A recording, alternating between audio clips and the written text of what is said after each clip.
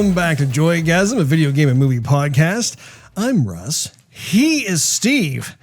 And we ain't afraid of no ghosts in episode 250 today, November 21st, 2021. We're going to be getting right into our topic of the day, which is the Ghostbusters Afterlife movie review. So it goes without saying that this is going to be a huge spoiler alert. So if you haven't seen the film, we recommend maybe you hold off. Unless you don't care, then you can continue watching us. And before we get in to the ectoplasm goodness, make sure you throw out a trap at that subscribe button. Maybe slam down that firehouse notification bell. That way you will not miss a single episode of Joygasm, which drops once a week, every week. Steve, my goodness, I'm very excited to be able to talk to you about this. I tried putting on my suit to help out the boys. Yeah. I had to deal with class 5 Phantom.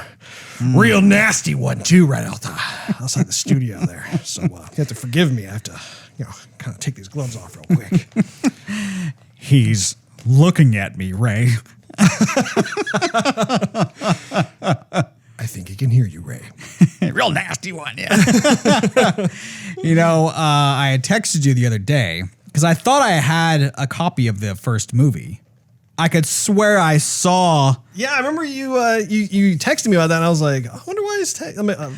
I could have swore I had a copy of my own. I was looking at my small collection of DVDs and Blu-rays and forks, and I know that the cover of the movie is in green. Right. And nothing I have is in green. I'm like, man, I'm telling you, I have seen it there in spirit, apparently, for years. I'm like, where is it? I wanted to watch it again, of course. Sure. And I wanted to show my wife again. And she says I had shown it to her way back when, but then we ended up seeing or watching scenes of it on YouTube, and she goes, I don't remember this at all. I'm like, oh gosh.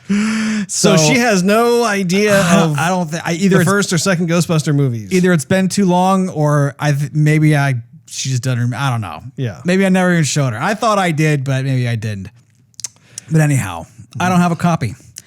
Well, I do, Steve. That's great. I think the most recent version I have is the Blu-ray copy of Ghostbusters. I don't know if I have the 4K or not. However, hey, Blu-ray still works. So that's right. If you want to come over and bring the wife, I know that my wife wants to watch the originals too after seeing this one. So double date. I think you should come over to my house to watch it, unless you get a babysitter, because the first one's a little scary. You can't. It's yes, yeah, absolutely. Well, let's get into our high-level thoughts of this. So, just overall, what did you think of the film? Well, I'm split between it. There were parts of it that I really loved, but I will say also that the movie as a whole,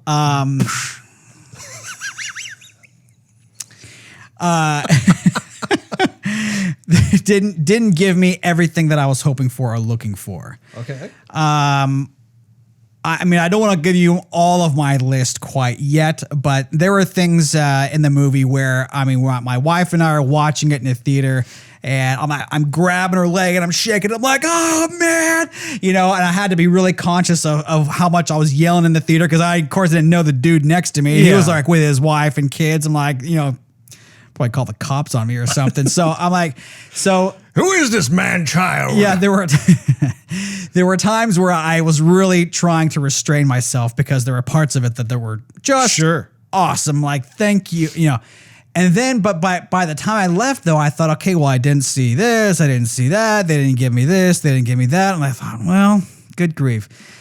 And I ended up thinking that,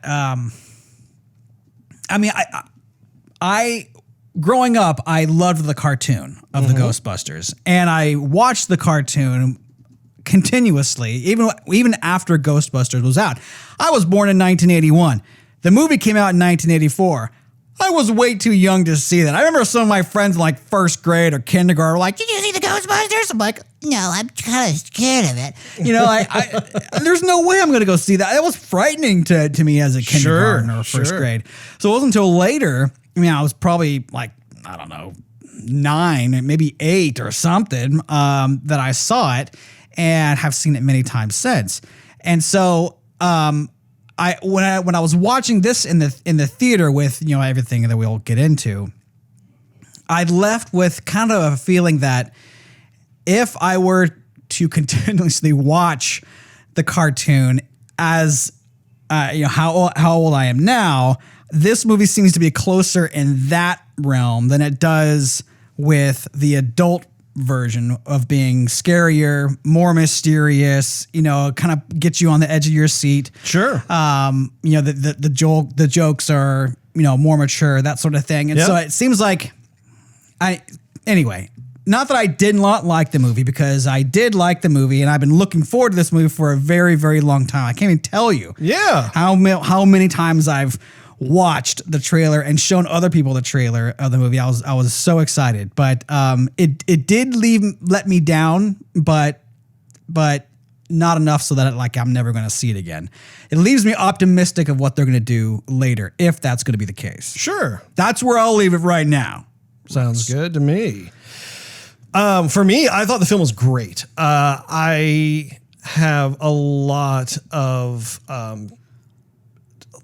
different things to talk about with this.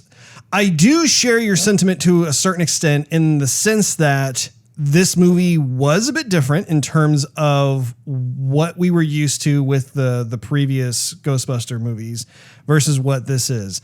And I can say with certainty that this film has a whole lot of heart. And then for sure, yeah. Like it was amazing to me, and we'll get into this in just a minute, but I mean, it was amazing to just see how much of the nostalgia they were able to tap into. I can't tell you how many times I would get chills sitting there in the theater, whether it was the sound of the proton pack getting charged on again, or even like the very methodical nod toward the original soundtrack of Ghostbusters, where the exact same kind of instruments and arrangement was used, but then they generated new content in terms of the music. That was fantastic. Being able to see certain actors, which it is at this point not really a spoiler, even though we are this is spoiler territory.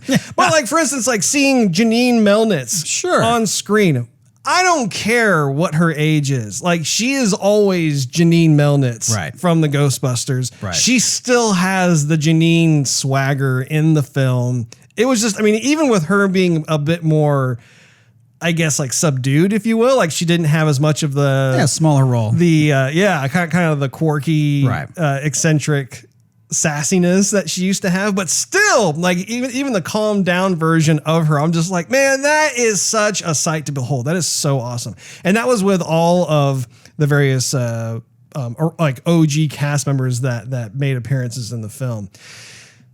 One of the biggest takeaways for me, and we can start to dive into this, is the success story around the casting of the kids. Because to me, and I think you're kind of like this too, casting children in movies, I think, is kind of tricky, in the sense that if you nail it, like for instance, if you hire someone for Elliot in E.T. and you got the actor who you got, that transforms the entire E.T. experience into something that every audience member buys into. And you are absolutely believing everything that's happening, and the performance from that child is arresting. You sit in your chair and you're like, you will never forget that kind of performance. But then you can also have other performances from other children, which are they can be wincingly bad, Right.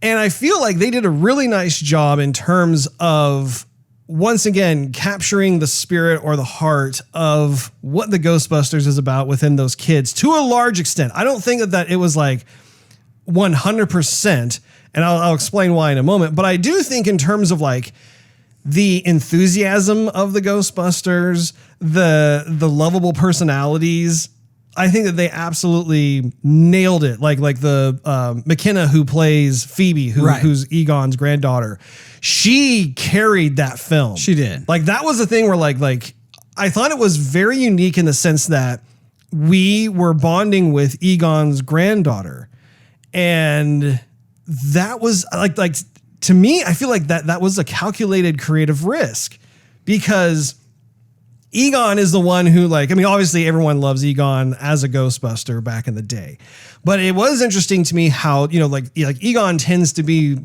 not as charismatic as, say, Peter Venkman or Ray Stantz or Winston Zeddemore. Like you have to wonder, okay, how is this going to pan out? And she's an awkward kid, of course, sure. just like her grandfather was. But I think in terms of how she was able to go through this film, I can speak for both my wife and I. I mean, we were with her every step of the way. Like by the time we got to the end of the film, which I don't want to talk about yet at this point in time, but my goodness, it was fantastic. And then podcast, which is fantastic. I mean, like, obviously, like, I'm sure you thought the same thing when he introduced himself, like, about thinking about our podcast. Right. But Logan Kim, who's the actor who plays Podcast, the kid is totally lovable. Like you can't help but you're just like, my gosh, this kid is great and could totally be like a next generation Ghostbuster if he wanted to, And I think that is also worth mentioning, is that this isn't like a participation trophy kind of approach when it comes to like who can be a Ghostbuster and who can't be a Ghostbuster, because there is a very clear and present formula that exists in terms of the characters that can pull that off.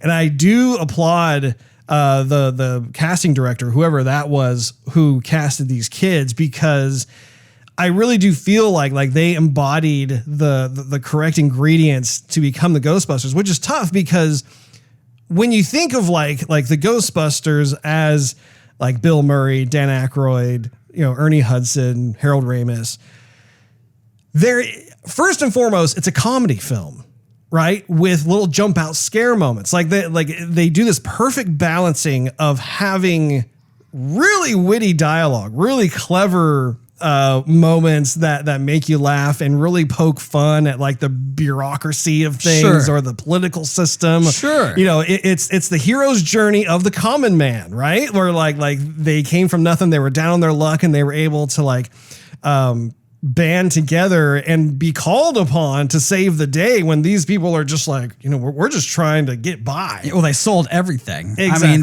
they put their entire livelihoods on the line because they knew that this, they had the smarts. They were all professors. They're all scientists, and they were basically the only ones to do this job, or like you thought they could do it anyway. Sure. But they're not, Hercules. They're not Thor.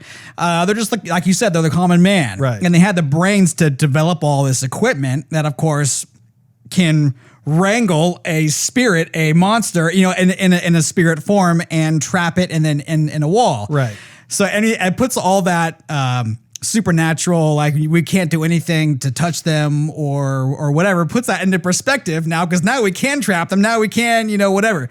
So, but like, you remember in the first one where they I think it was Ray who put like the mortgage on his house or something, or refined, or maybe sold it or something. My parents left me that house. Yeah, it's like you didn't even barter or bargain with the guy or whatever. Right. And or the scene where they're all upstairs and Venkman says, I need to borrow some of the petty cash to take out Dana Barrett. She's our one customer. You don't want her getting away. And Ray chewing the Chinese food out of the cart. He has the chopsticks. This fine feast represents the last of the petty cash. Chew your food. Yeah, chew your food. Anyway, continue. Well, yeah, and I think when you analyze the persona of the Ghostbusters, you have Peter Venkman, who represents basically like the ego of the Ghostbusters. You have Ray Stantz, who's basically the heart of the Ghostbusters. You have Egon Spengler, who's the brains of the Ghostbusters. And then you have Winston Zeddemore, who's the work ethic. I think you forgot to say Venkman. Peter Venkman? I think you said Egon twice. Did I really? Yeah. Well, I will be glad. to start over. Peter Venkman was the ego. There you go. Ray Stantz was the heart of the Ghostbusters. Egon Spengler was the brains of the Ghostbusters. And Winston Zeddemore was the work ethic, which, I mean, it totally makes sense when you watch this film and you get to find out, like, okay, well, what has happened to everybody since the last time we saw them in Ghostbusters 2? And you see, like, Winston Zeddemore, for instance, doing extremely well for himself, like taking what he learned from the Ghostbusters and applying his work ethic into doing finance and stocks and everything. And he's like, apparently looks like a multimillionaire. By the way, speaking of his looks, he looks like $1 million in this movie. He does. Golly, I looked at his birthday on IMDb. It said December 17th, 1945. 1945? I'm like, that has to be incorrect. I mean, he looked amazing. He seriously has not aged. I know. If you watch the original Ghostbusters and you look at him now, like just a teeny tiny bit, but I mean, the man does not age. And you would think that, okay, maybe he had plastic surgery, but at some time, like, I don't think he did. I don't think he did. I mean, you can look at some celebrities. Like Tom Cruise, for example. Tom has had some. He's probably had a little Botox. He's a little bit, but I mean, and he still looks great too. I'm not saying he doesn't look bad. But like you can tell he had some work, right? I can't tell Ernie had any work done. The guy I hope I look that good when I'm his age. Yeah. He looks amazing. Anyway, I don't want to like sidetrack too often, but I mean, I'm looking at him on the screen like, good grief. Yeah. So the reason why I brought up like the different kind of personas of the original Ghostbusters is that I found myself being curious as to, okay, how are these children as they grow older? Like if they were to go and develop a trilogy around these kids that come into their own and take on the mantle of the Ghostbusters, what exactly do they represent? And I could see the inklings, obviously, with Phoebe, who's Egon's granddaughter. She could totally be the brains once more, carrying the torch from her grandfather. Podcast could totally be Ray Stantz. And I love how even at the end of the film when Ray talks about his actual podcast show and podcast looks at him and goes, "You're my subscriber, my one subscriber? That's awesome." Like the whole thing was fantastic. And I do think it got to be, those two definitely were like at the forefront. I think the other two kids were still trying to find a bit of their identity a bit, which is okay, because again, this was almost like a transition of a story going from the original Ghostbusters to the others. And really, I think we should pivot to that for a bit, just because, and I think that you have some thoughts on this.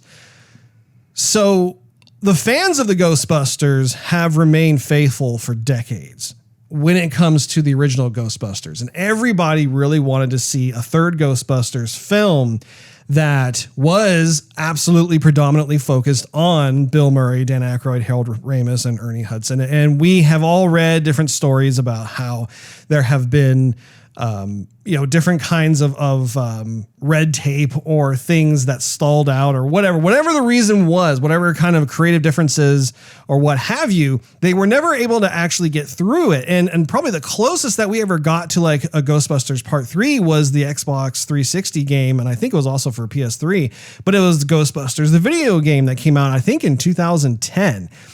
And I don't know, did you ever play that game? I did not. Okay, I bought the game, I played it, and it was a good game. I mean, it was a love letter to the world of Ghostbusters and its IP. And the story was great.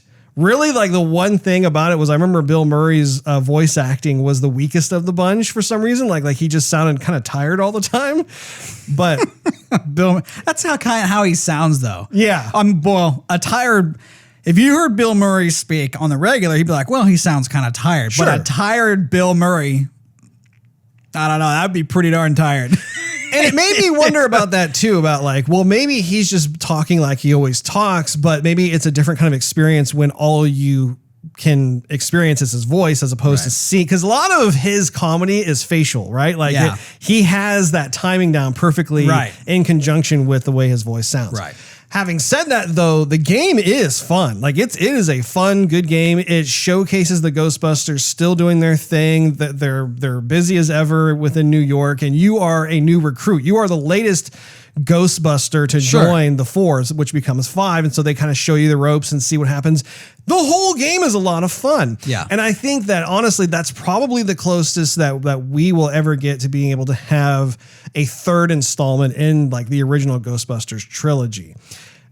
And I if I'm being completely honest, I'm a little bummed that we will never be able to have like an official third Ghostbusters film that has the OG crew working together. Just that is it. There are no other players.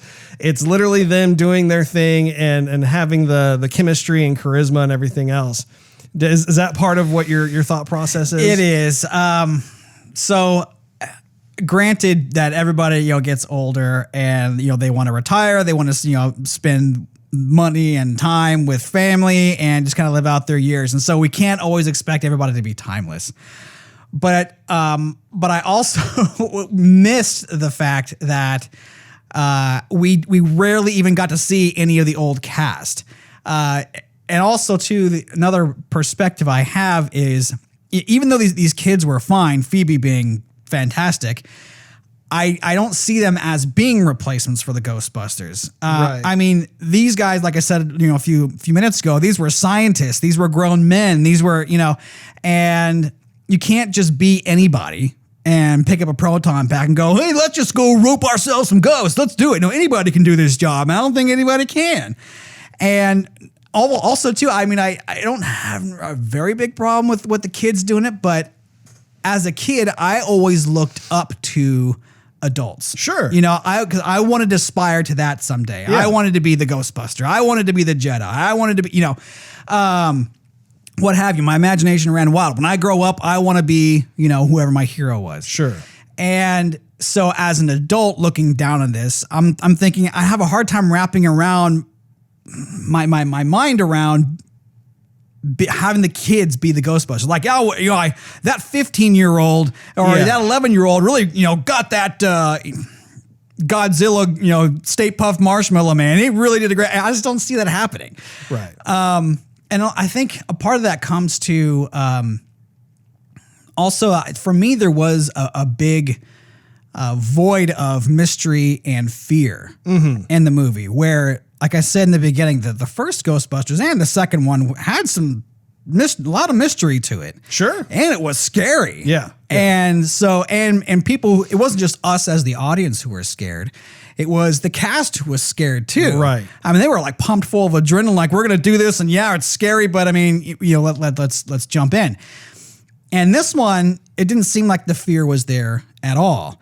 And we had a little bit with Phoebe, but I mean, she really repressed a lot of her emotion and she her internalized. Yeah. So granted, but like with the kids and the adults, like, the 15-year-old was like, yeah, our mom's possessed. They're like, she ran to watch. Is she over there? So what are we gonna do about that? Yeah, let's talk about it. Versus like, oh my gosh, my mom, they just possessed my mom. Or when he's on that the top of the hill and with the mine. Yes. I mean, if I'm looking down and I'm seeing some demonic thing look up at me, and then some stuff burst out, I'm gonna think, man, someone call the freaking Ghostbusters here. Yeah. Like, you just see that we got to get out of here. And they're like, oh, let's just laugh about it. And I thought, man, the element of fear would exist and I think should exist. If we would have, any of us saw that, we would have been pissing in our pants. Well, no, and you bring up a good point, and I agree with that too. I found myself thinking about how, like, when you watch like the original Ghostbusters movie, you could see how afraid they were. Like, for instance, if you think about the library, right? Like, so that was at the very beginning of the movie. And I talked to my wife about this as we were driving home last night. I was saying how, that particular scene was basically kind of like the introductory pitch of what Ghostbusters was. It got everybody on board within the first 5 minutes of the film. And that was before they were even Ghostbusters at that point. They were just scientists and, they were interested in the paranormal and that sort of thing. And seeing that, I mean, I remember being a kid, and this is actually a really fun story. So our parents didn't let us go see it in the theater, and when it was available, like on VHS or whatever, they wouldn't let us watch it either because they thought it was too scary or what have you. So what we did, being the resourceful young kids that we were, is we went down to our neighbor's house, and there was a friend of ours whose older brother. He was. You guys want to watch it? He was like 10 years older than we were. I mean, I think he was probably about 13 or something like that. And at that point in time, I think we were probably. You were probably 5. I was 7. Yeah, I was probably 5. Yeah, 6. Yeah, I was young. It was so young, and so we made an agreement with this older brother, this friend of the older brother. Where, cause he knew, cause we explained that like our parents didn't want us watching this movie. And so, he didn't want to get in trouble either. And so he sat us down before he watched it, cause he wanted to be kind of like the cool kid on the block kind of thing. Right. And so he's like, okay, I'm going to sit here and I'm going to let you watch this. But when I tell you to close your eyes, you have to close your eyes. And so we were like, you remember this, right? Like, yeah, and so I do remember. Oh, okay, we will do that. And so he's like, but I think he actually said like, don't tell your parents. Yeah, he said, yeah, because he didn't want to get in trouble. Yeah, exactly. Like he wanted to be like I said, like the cool kid on the block, but he didn't want to get in trouble. And so he sat down and watched it with us. And I remember like the librarian scene, like it got right up to the point where Ray said, "Get her!" And right before he said that, it was so funny because him being like the cool kid on the block kind of thing, he was acting all laissez-faire and chill and that sort of thing, having all the answers to life at 13 kind of thing. But what was funny was that he was so strict when it came to like time for us to cover our eyes. So like I remember like every time he would yell at us. He's like, "Cover your eyes now." And so we did. We would just be like, and I remember like taking a quick little peek at seeing the librarian, and that forever changed me as a kid. I had to have been like 7 or 8 years old. That was scary. I remember like actually. So I think when he was rewinding the VHS tape, I watched the librarian scene, and so I think he was like, "Okay, it's got to be almost done," and then he pushed play. And it was the librarian going, "Rah!" And I saw that, and I'm telling you, like I was looking in closets and like, let's flip on a couple more lights in the house sort of thing. And that was scary. It really was, yeah. And there were other moments like that as well. I mean, even when Slimer was introduced and they were going through it, like it was funny. Well, again, it's that secret sauce of it being really funny, but also like moments of terror. And right. And I think to your point, what I'm getting at is the fact that you have these actors who help sell the fear, right? So like when Slimer was charging Peter Venkman and Bill Murray's like, "Ah!" Yeah, he's screaming. And you don't even see the contact with Slimer at all.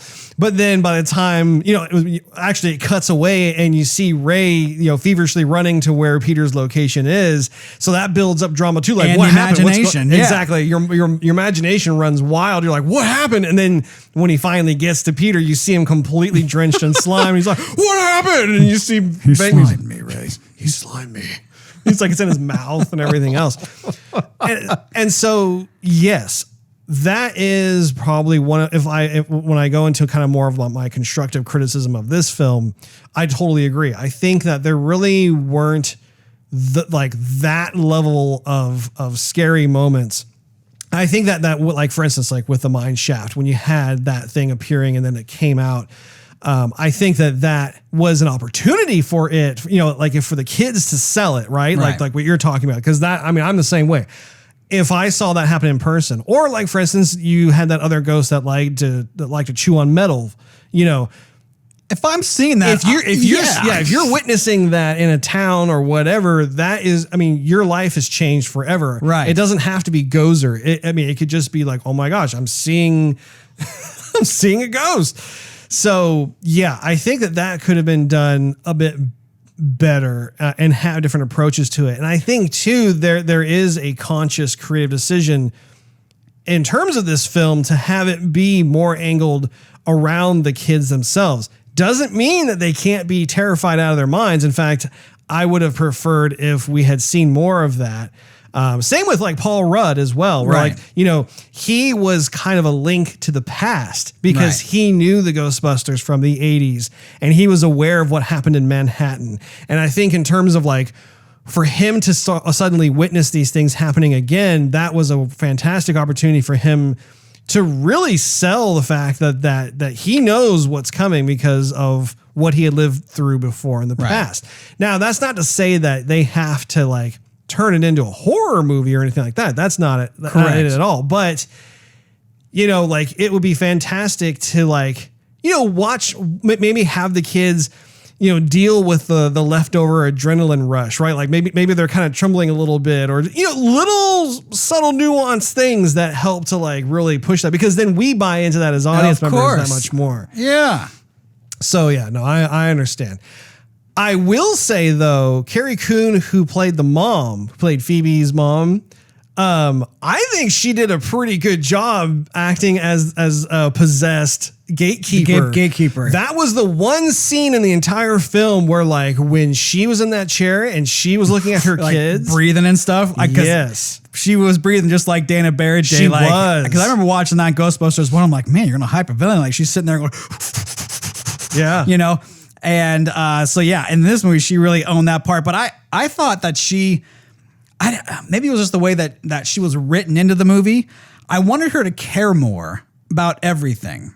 And it seemed like she didn't care much about really anything. I mean, it wasn't like she didn't like her kids. She loved her kids. But like, if my kid loves science and is a nerd, I'm going to love my kid for being a nerd and loving science, and see how far they're going to get. And even that line of like, don't be yourself. I mean, I thought that was like a chuckle at first. And I thought, that sounds terrible. Like, I'm never going to tell my kid that, you know. It's like she had no faith in her kids, and she would be old enough too to really know what her grandfather did. To me, they wrote her as a character wrong, in that she would have known all this stuff that was happening.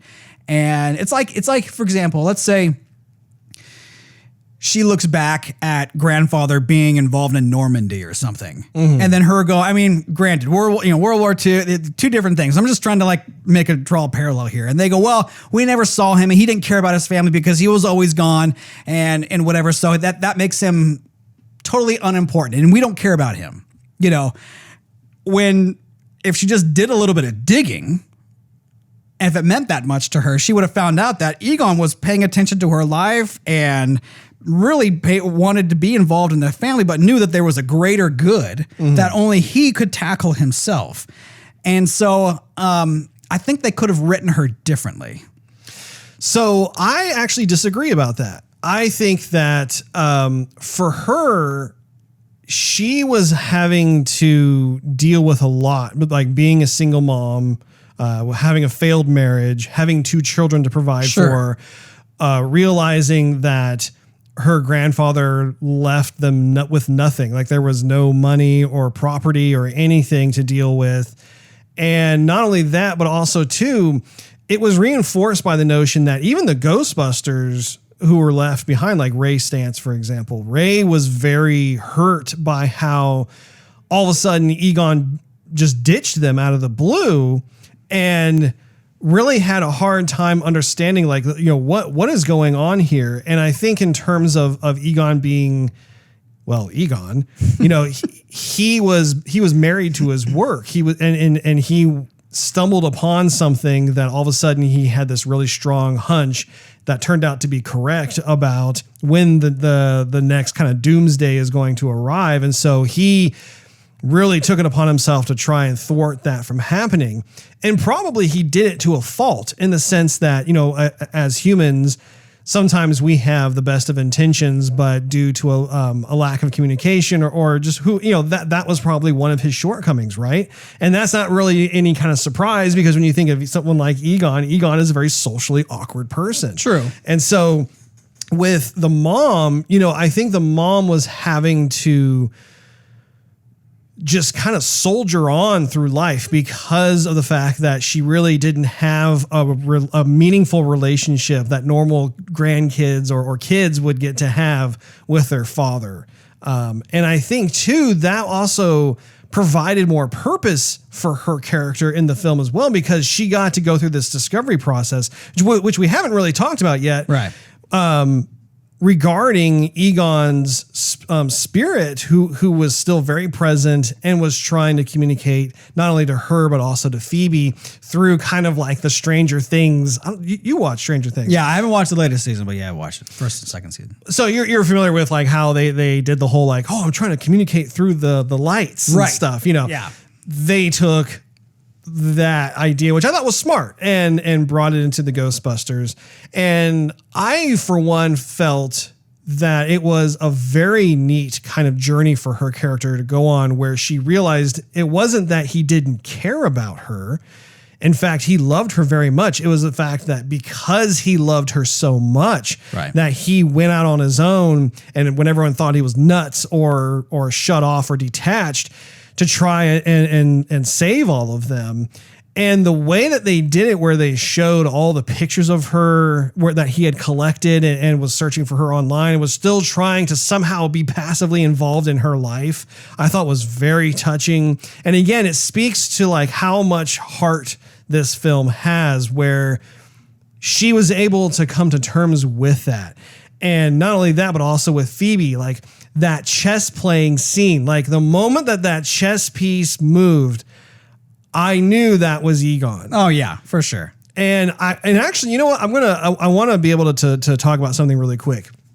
And this is one of the things that makes me really happy about this film. And it sounds really funny, but it helps to validate me as a creative. When I was sitting down, like before I saw this movie, when I just saw the trailer and kind of getting kind of a glimpse into what this film was about, I sat down and I thought to myself, if I was the one writing this film, how would I write it? Like, what would I want to do? And I'm not saying that what we saw in this film was like verbatim of what I thought, but I can tell you with certainty that when I was thinking about it, I thought the Ghostbusters is quintessentially about the 4 OG Ghostbusters. And it's been a tragic loss that Harold Ramis passed away. So how on earth can they make another Ghostbusters film without him? And I thought to myself, the way that I would do it is I would have Egon reappear in a ghost form. I don't know how he would contribute being in ghost form, but if I was the director, I would absolutely have that happen, where Egon would somehow reappear in ghost form and be able to still help the Ghostbusters. And it was fantastic to see that happen. And again, the details of like how they did it in the film, I didn't think of any of that. But like just in terms of like the high level broad execution of it, you would have to bring him back. And I'm so gleeful about how they did it, where like the film, it wasn't even like a passing nod to Egon. He was quintessential in the plot of this film, where the very beginning of the movie, we see him, you know, desperately trying to trap whatever kind of monstrosity that we can't see is coming at him. And he, you know, his very legacy and existence plays like an integral part of this entire film, to the point where at the very end where you have Gozer, and we'll talk more about Gozer in a minute, but this is a memorable moment. This is the kind of moment where, again, like I got chills. I started to tear up. I started to cry. And I'm saying this like 100% serious. Like, you see, and again, Phoebe, like McKenna is just selling it as this kid. And it's all of these things where she's discovering who her grandfather was, and you know what her purpose could be in life, and what is going, like just discovering all of these supernatural existences, and like really starting to hear her calling. And there's that moment where, you know, you need to have 4 Ghostbusters to take down Gozer, and there's only 3 at the time. And all of a sudden that 4th stream comes in, and you can see, and that's one of the moments that she's selling, where she's scared. You look at her face and she understands how dangerous Gozer is.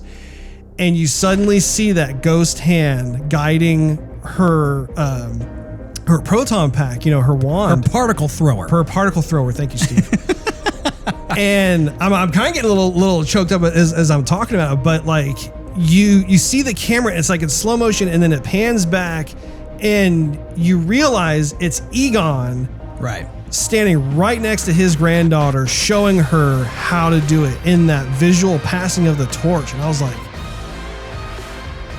done. Yeah. No. Sold. That has heart. That was like beautiful. Yeah, I was wondering that too. I thought, okay, you know, they can't, I mean, they can bring back him in a CG form with his voice somehow with technology nowadays, but I thought, I don't know if I would really want that. I mean, what would I really want? And I thought, okay, I think they would bring him back because they would have to, but I really don't know how they would do it. And it wasn't till like towards the end, or I mean, we were getting little bits and pieces of him like adjusting the light, you know, when she had a question, you know, and I thought that was actually very cute, very charming, very well done. Yeah. I mean, it worked very well for Phoebe. I don't know if it worked as well for the mom necessarily. I wanted her to be freaked out, honestly.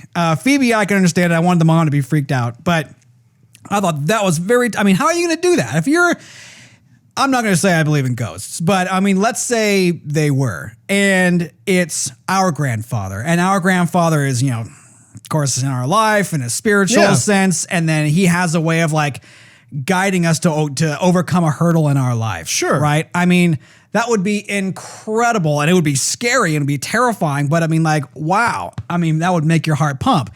And how would they do that? So anyway, and to have all three Ghostbusters look at him and kind of give him that nod of like, you know, we miss you. Yeah. Not only, you know, Harold Ramis says I saw it as both ways. Like the actors going, we knew you in and out, inside of work and outside of work, and we miss you. Yeah. And of course, in the movie, they were like, we miss you as a Ghostbuster. I saw it as, so yes, I was getting a bit misty eyed with that too. Well, you know what, just to add on to what you just said, watching them having closure. Right. With not only Egon, but honestly, to a certain extent, I believe that was a kind of a movie making opportunity for the actors themselves to have a send off to Harold Ramis. It was so sweet, and I think that there's a lot of meaning to that. Even with Jason Reitman, who's the son of Ivan Reitman, the original director, right? He, as a kid, was running around the sets of the original Ghostbusters. These actors knew Jason when he was a kid, so there is this like sense of extended family with all of them, and I think that speaks very highly to like the kind of story they wanted to tell here, and yeah, like I. You know, while it isn't necessarily like a Ghostbusters 3 where like it shows like those Ghostbusters, having it be like a different chapter of the world of Ghostbusters is a very welcome one, in my opinion. Like they were able to harness once, like what I said, like the enthusiasm of what it is to be like a 10-year-old and discover Ghostbusters. Like I feel like that was one of the qualities that Jason was able to take, was like he remembered what it was like to watch the original Ghostbusters on VHS as someone who was like maybe 10 years old or younger, whatever. And then, you know, be able to plug that into these child actors. Right. So they had it, and you couldn't help but love them. Like, you're just like, man, these kids are so fun. Like, they fit so well into this world. And I don't know what they have planned in the future regarding it. But at the same time, I don't know, like it was a very fun, endearing tale. And I think that like, even when it comes to like, well, I mean, we didn't even get a chance to talk to Gozer. I do not want to talk to Gozer. We're talking to her next Tuesday. Let me ask you this. Sure. Do you think this one is a go-between from Ghostbusters 2 to a potential Ghostbusters 3? Like, as in, like, do you think this one was a 2.5 in that we're playing catch up in all the time that's transpired so that we can pass the torch in Ghostbusters 3 to continue the series and legacy with new characters? So that's a great question. My hope, like if I were to hope for something, I would hope for that. The challenge becomes the fact that Bill Murray, Dan Aykroyd, and Ernie Hudson, they're getting old. Right. You know, and being a Ghostbuster is a very physical job. I mean, like, even in behind the scenes stuff, they talk about those proton packs. Those are heavy. And while there's not like a crazy amount, like if I were to really think about the day in, day out, like when you look at like the scenes from the older films, they're not doing like a tremendous amount of physical stuff there, but they're doing some of it. At the same time though, I don't care. Yeah. I really don't care. Oh man. I agree with that. But also too, yes, they had to work with what they had in the 1980s, but now they can make anything. They can make styrofoam look like it's cast iron. Yeah. So I don't think weight's the issue. And Ghostbusters was never really the movie where they were doing some crazy stunts. I mean, they were kind of like running like across the room, but not like some Mission Impossible Tom Cruise running across buildings and like jumping, doing his own stunts kind of thing. I just don't see that happening. I could still see them pulling it off. They would just really have to deliver their lines, I would say. Yeah. I mean, like Ian McKellen being Gandalf. I mean, the guy was really, really old, and he was like saying, I'm going to be Gandalf. I just don't have an Emmy to fly halfway across the world to New Zealand to do this again. So if we could work this out in some state, so where there's a will, there's definitely a way. And he wasn't whipping around swords and like staffs and, hitting people and stuff. That was somebody else. But honestly, you couldn't really tell because it was CG and it was kind of far away and whatever. So I think they could still pull it off. Russ. I do too. The more I think about it, and especially when it comes to how the fact that it is a comedy, right? Like I do think that they could very much continue on doing that, and especially like if they wanted to involve some of the kids as well. And like once again, Hollywood is guilty of having too much of an instant gratification on something where they do it, they go, okay, we'll put a stamp on that. There you go. Yeah, we've done it. Yeah, and let's go on to the next thing. And it's like no. That better be a let it freaking simmer. good stamp. Well, no, what I'm saying is it's like music, right? Like the truly like gifted musical artists understand when to like be electric and totally thrill the audience, and they also know when to let it simmer and just sit on it for a bit, right? And I think that this is something that they could do completely with this, or if they wanted to have them kind of carry on and be standalone Ghostbusters, who knows? But yeah, like, I mean, you will never, ever, ever hear me say that I don't want to see Bill Murray, Dan Aykroyd, and Ernie Hudson suit up and be Ghostbusters. Like, they could be 90 years old and I'd be like, yes, please. I'm still buying it. Yeah.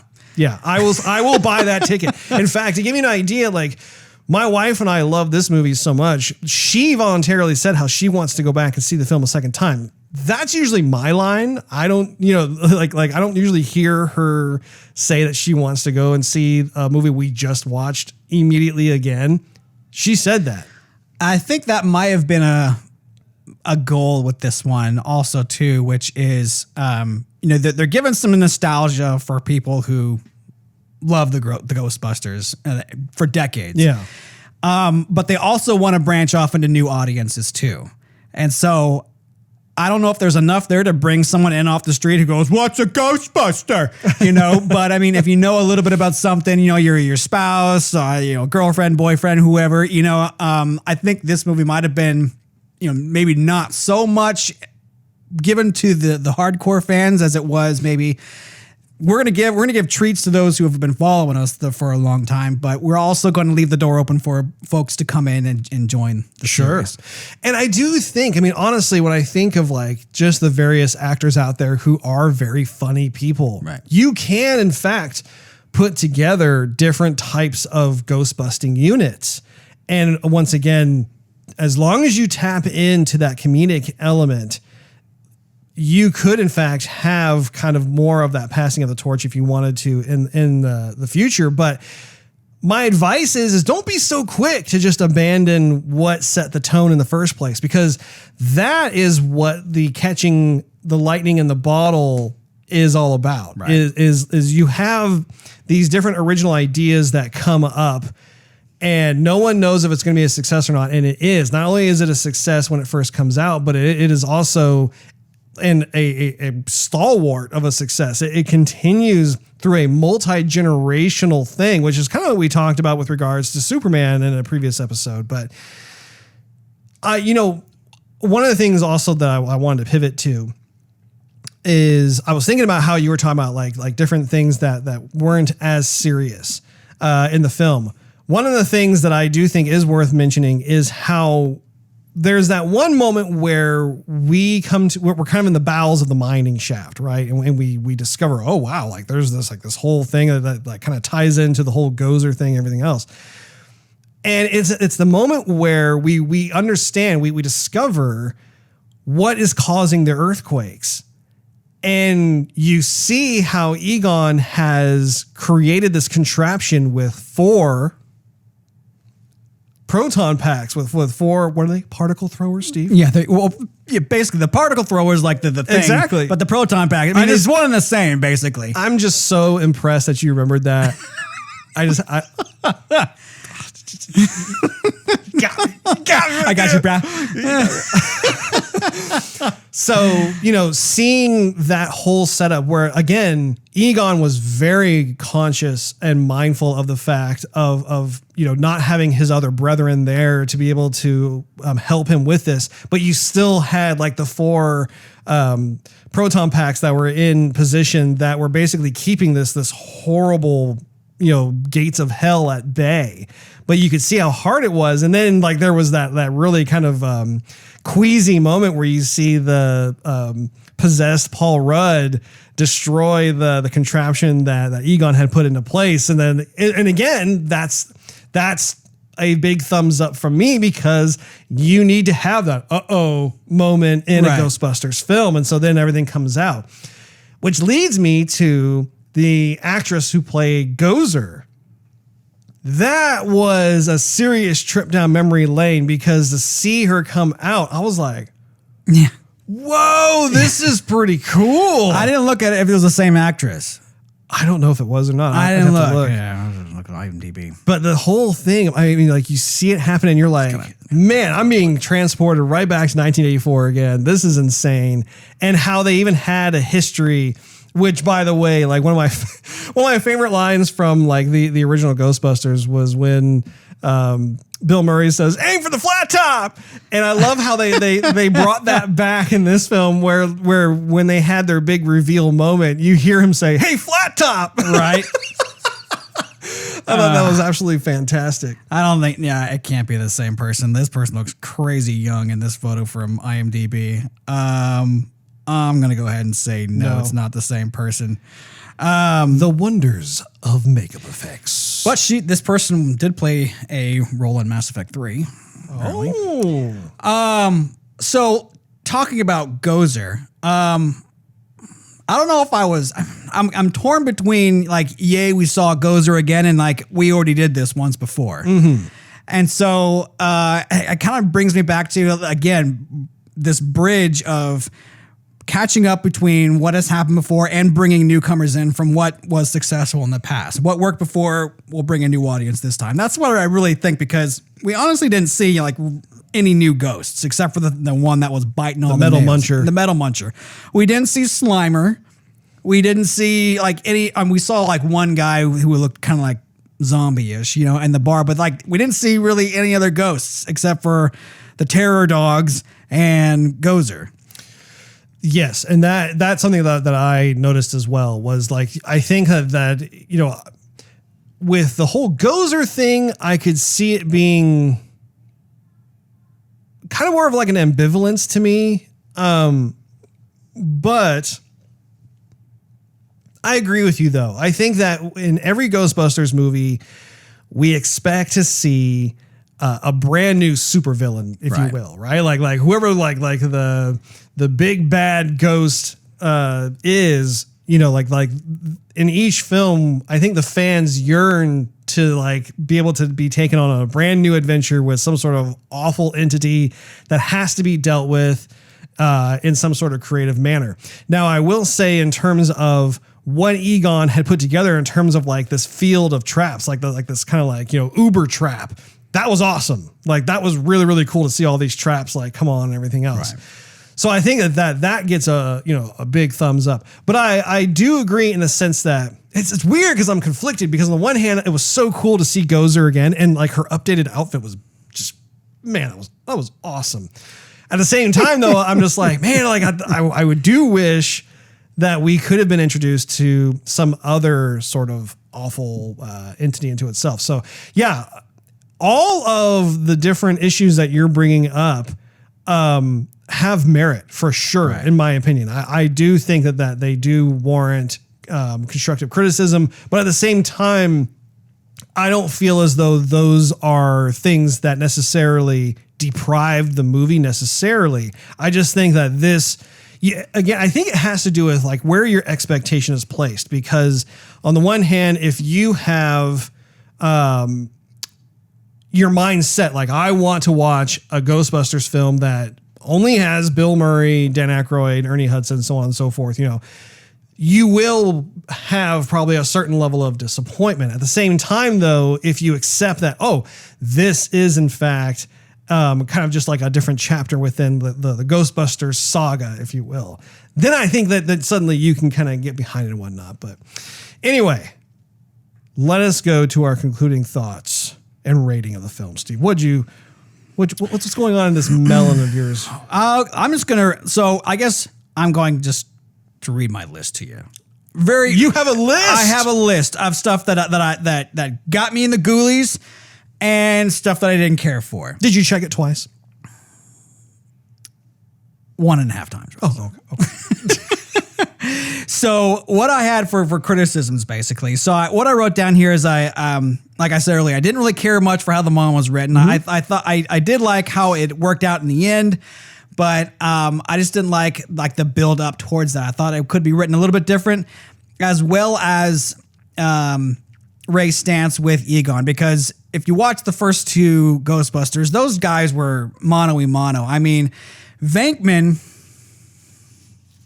right here. Venkman was a little bit of the outsider along with Winston, because they weren't really into like the nerdy science terms, like, this pull. Actually, I say science and I talk about a pull. That's great. But like, Egon and Ray were crazy into the spectral, the supernatural, and all the science, crazy terms that no one else would ever use. Yep. As well as the occult, as well as the history of it. Like, they were both really into it, and there wasn't really any secrets a part of the business that they kept from each other. And so to have Ray say, Egon left and just, did this whole thing by himself, I think it was fine for the story. I just couldn't really roll with it as a fan, because I couldn't see it happening from what, the movies that we saw before. Because, yeah, a long time has passed, but that's what we have to go on, is those 2 movies. Right. So anyhow, not that it was terrible. I'm not saying it was bad. I'm not saying it was poorly written. I just wanted it to be somewhat different so I could be more on board. Mm-hmm. So another criticism I had was we hardly saw the Ghostbusters. This was a Ghostbusters film. I really didn't want it to be the kids taking the role just yet. I wanted to see the Ghostbusters play more of like a proactive role. Way more proactive, front and center. We saw Ray Stantz pick up the phone in the trailer or the teaser. We're closed. I'm like, I want to see him on screen. I want to see Bill Murray on screen. Right. And we had a little bit of Ray, but we only had him at the end. Honestly. Yeah. So I'm still glad I saw him. What I did see, I loved. Just, I did love seeing him on screen. I just wanted him to see more than like 10 minutes. Did the theater clap when they came on screen? Yeah, they came on screen. I clapped. Yeah, I did too. I clapped. Yeah. Let's see. So, like I just said, we barely saw any ghost busting. Not much fear. Not much mystery. Not very funny. I mean, it was, that's cute, haha, kind of thing, but it's not nearly as witty as, as the first Ghostbusters. What I liked, and we didn't talk a whole lot about, was the cinematography was freaking awesome. Yes. Oh my gosh, I want to see it again just to see Ecto-1 drive everywhere. Oh man, the framing of those shots, whoever the person was in charge of the camera, every time you saw the car just like do like a hairpin turn or whatever, and the camera going the opposite direction. Man. I mean, it almost looked like the cartoon, like when you watch the intro to the real Ghostbusters cartoon from the 80s and they burst out of the firehouse and they did a little like, and they go around the corner and stuff. Like all of those shots. If I could just add one more thing, I understand what you're saying, because like, for instance, with the seat that ejects out of the side of Ecto-1, I love how they did that. But the one thing that I just so want to see is I want to see Peter Venkman or Ray Stantz or Winston Zeddemore be sitting in that chair. Like, it's one thing to have the kid do it, and that's cool in its own way because she's experiencing it for the first time and everything else. I want to see a seasoned swagger Ghostbuster in the seat, chair, right. knowing what they're doing, right, and just that look on their face. Yes, yeah, I'm back. Just laying the pain on some sort of ghost that's been like wreaking havoc and destruction. Right. Like you have like the Jason Reitman. If you are watching us, this is part of the sweet sauce. Okay, we want to see Bill Murray, Dan Aykroyd, and Ernie Hudson in those types of situations where they are blasting down the streets of Manhattan or wherever they may go. Maybe they go somewhere else in the country, but they are in Ecto 1. Maybe there's an Ecto 2 or Ecto 3. There is room for other kinds of vehicles as well. But I mean, the thing is that the 80s movies are, part of the recipe of success for them is the car. It doesn't matter if it's Back to the Future, if it's Ghostbusters, if it's Teenage Mutant Ninja Turtles. It doesn't matter what it is that you're looking at. I mean, even Star Wars, the Millennium Falcon is arguably like the vehicle that everybody just, it doesn't matter where you are. If you see the Millennium Falcon all of a sudden come on screen, everybody gets pumped. I would love to see a visual of that. Right. And then pretty much everything else. I mean, the sound, with the throwing on of the proton pack in the theater. Oh, with the subwoofers on. I was I was grabbing my wife's hand like, oh, I'm getting so many goosebumps right now with that sound. Yes. And she obliterating that. I'm going to put a couple cans up and we're going to see what happens. And then it just throws out this, oh, God. And she's like, did I hit it? Like, you obliterated the entire thing. I love that stuff. Yeah. Oh my gosh. So anyhow, sounds, the music references, very well done. Different music, but still harkens old to the original soundtrack. And of course, you'll see the old cast. So yes, I have it written down here. I think I said earlier, it seemed more like a story from the cartoon than really a story from or an exact continuation from the movies. Yeah. But that may have been because they, like I said earlier, they were kind of just bridging the two from what may lie ahead. Mm-hmm. So anyhow, I'm conflicted because the parts that I liked, I loved, but the movie didn't give me everything that I wanted to see. Even in the title screen, I wanted there to be like the song, the whole Ghostbusters scene. I wanted to be like, yes. Yeah. And I didn't get it all the way till the end, till the credits. And I'm like, you know what? Okay, fine. But am I on board? Yes. Am I glad I saw it in the theater? Yes. This is not a movie that you want to wait to stream. This is a movie you want to see in the theater. That's for dang sure. Yeah. So, anyhow, man, I'm just conflicted because part of me, man, I really love how they did a lot of it, but I just wasn't completely on board. I'm going to say, I'm conflicted between a 3.5 and a 4, but I'm thinking I'm going to go for a 4 only because they got me in the feels. Yeah. I'm going to give it a 4.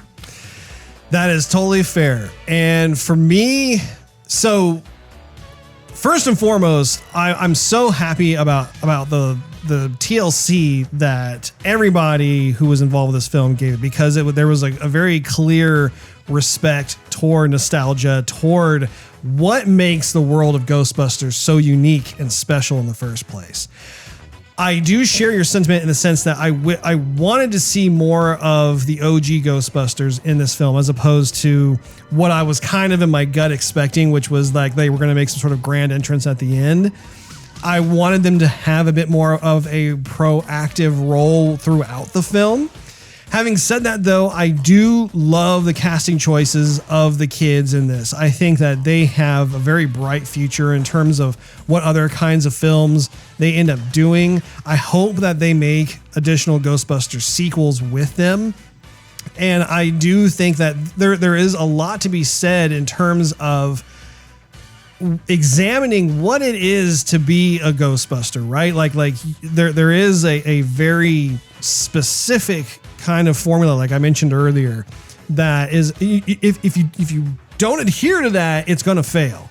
And I think that they were able to nail that in so many different ways. There are a lot of fun scenes in there. I love the mini Stay Puft Marshmallow Men. We didn't even talk about that, about like going through Walmart and like, it was like this dark humor of like watching them kind of like destroy each other, whether it was in like a blender or like turned on the barbecue or like, what is happening? And I can't say enough about how I loved, well, in terms of like, you know, having more of a proactive role. Egon was the one who did, despite the fact that Harold Ramis is no longer with us, the fact that they were very conscious about involving him and involving that character in there, I thought was a brilliant move. I do hoping, you know, going forward from here, I'm with you. I really want there to be more involvement with it. I hope we get to see more of Bill Murray, Dan Aykroyd, and Ernie Hudson. We'll just have to see what happens. And they leave it open at the end. I mean, right. Ernie buys back the firehouse. He has Ecto-1. He's going to fix Ecto-1 up. It's going to be interesting to see like how they move forward from there. And so for me, I mean, I think I too will give it 4 stars. I highly recommend this film. Like I mentioned earlier, I cried at the end. My wife cried at the end. They were like just sentimental, happy tears. And again, it wasn't a perfect movie, but there was a lot that they did right. And I applaud them for taking that creative risk and pushing forward with this. I think you're going to have a good time. That wraps up this episode of Joygasm. Thanks, Hank, for hanging out with us. If you enjoyed this episode, we invite you to check out patreon.com/Joygasm, where you can enjoy exclusive perks and early access to our podcast. Not to mention, it financially helps us do this show. Also, make sure you slime that subscribe button and cross the streams on that notification bell. That way you will not miss a single episode of Joygasm, which drops once a week every week. And while you're at it, do a search on social media for @JoygasmTV. We're on all of them. Last but not least, do a search for Joygasm TV on Twitch to see us stream our gaming adventures live every Wednesday night at 9:30 p.m. Central Time. We look forward to hanging out with all of you again next week.